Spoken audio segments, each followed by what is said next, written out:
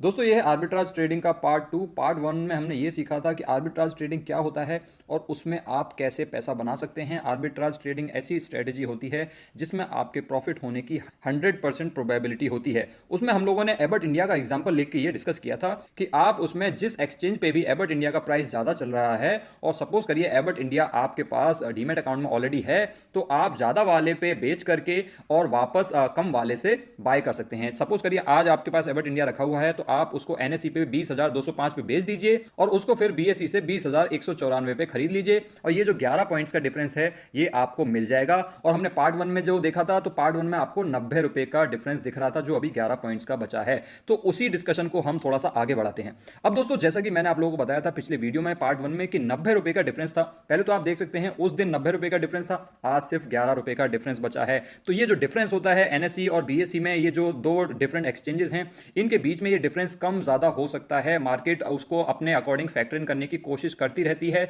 और ये कभी कभी डिफरेंस बहुत ही कम हो जाएगा और कभी कभी डिफरेंस थोड़ा सा ज्यादा हो सकता है। जनरली ये जो डिफरेंस है ये ज्यादा उन स्टॉक्स में होता है जिसमें लिक्विडिटी की ज्यादा दिक्कत रहती है, या तो स्टॉक का प्राइस बहुत ज्यादा होता है या फिर वो स्टॉक ट्रेड नहीं करता है। अब आप देख सकते हैं कि 90 रुपए का डिफरेंस जब दिख रहा था तब तो ऐसा लग रहा था कि यस यहाँ पे कुछ पैसा बन सकता है, लेकिन 11 रुपए का जो डिफरेंस है अभी ऑलरेडी अपने आप में बहुत ज्यादा कम हो गया है। तो जब भी आप आर्बिट्राज ट्रेडिंग करने की कोशिश कर रहे हैं सबसे पहले आप ये देखिए कि ये जो गैप है क्या ये आपके लिए सफिशिएंट है, क्योंकि आपको पता होगा जब आप इसको बेचने जाओगे, सपोज करिए इस केस में आप इसको एनएसई पे बेचने जाते हो अपने स्टॉक्स को डीमेट अकाउंट में से और उसके बाद आप बीएसई से खरीदोगे, तो जब आप एनएसई पे बेचोगे तो आप इसमें काफी सारे चार्जेस पे करोगे, जैसे कि डीपी चार्जेस हो गए, एसटीटी हो गया और बाकी अगर आपका ब्रोकरेज लेता है तो वो भी ब्रोकरेज लग जाएगी और भी इसके ऊपर जीएसटी एंड एक्सेट्रा एक्सेट्रा बहुत सारे तरीके के चार्जेस लगते हैं। सो वो चार्जेस क्या वो आपके चार्जेस रिकवर हो रहे हैं जो ये इन दोनों के बीच में डिफरेंस है, आपको ये सारी कैलकुलेशन करनी पड़ेगी, तभी वो आर्बिट्राज अपॉर्चुनिटी आपके लिए अच्छी मानी जाएगी।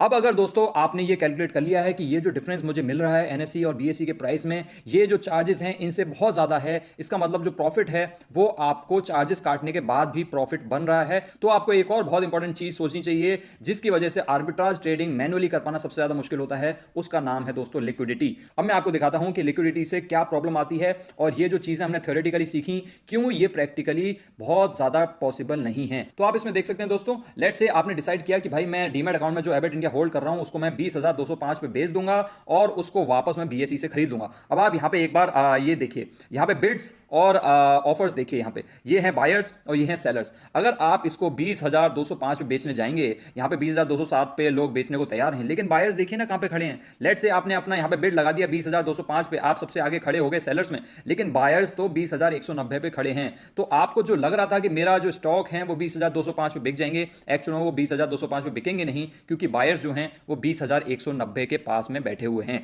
लेट से आपने किसी तरीके से यहां पे 20,205 में बेच दिया, आपने कुछ ना कुछ मशक्कत करने के बाद यहां पे बेच दिया, तो यही दिक्कत नहीं है। उसके बाद आपको एक और लेग में आपको ट्रेड करना है। अगर हम उस लेग के बारे में बात करें, फिर आपको 20,194 में उसको बाय करना पड़ेगा। अब आप देखिए जब आप बाय करने जाएंगे तो आपको सेलर चाहिए होगा और सेलर्स कहां पे बैठे हुए हैं 20,212 पे। तो आप देख सकते हैं कि पहले तो आपकी पहली लेग ही नहीं पूरी होगी, आप उसको सेल ही नहीं कर पाओगे। लेकिन अगर मान लेते हैं कि जैसे तैसे आपने उसको सेल कर लिया तो फिर आप इसको 20,194 पे बाय करने जाओगे। लेट से आपने यहां पे अपनी बिड लगा दी 20,194 पे, लेकिन आपको कोई सेलर ही नहीं मिलेगा। सेलर्स जो हैं 20,212 से स्टार्ट हो रहे हैं। सो ये जो लिक्विडिटी का डिफरेंस, आप लिक्विडिटी का डिफरेंस देखिए यहां पे 18 प्लस 12 30 पॉइंट्स का डिफरेंस तो आपको लिक्विडिटी में पे करने को मिल रहा है, जबकि जो आर्बिट्राज अपॉर्चुनिटी है वो आपको सिर्फ 11 पॉइंट्स की मिल रही है। इसका मतलब क्या है दोस्तों? इसका मतलब ये है कि जो आर्बिट्राज ट्रेडिंग है जिसमें हम थ्योरेटिकली ये तो कह देते हैं कि 100% प्रोबेबिलिटी है आपके प्रॉफिट की, लेकिन उसको एग्जीक्यूट करना, उसको प्रैक्टिकली कर पाना बहुत ही ज्यादा मुश्किल होता है, स्पेशली मैनुअली कर पाना इसको बहुत ही मुश्किल है।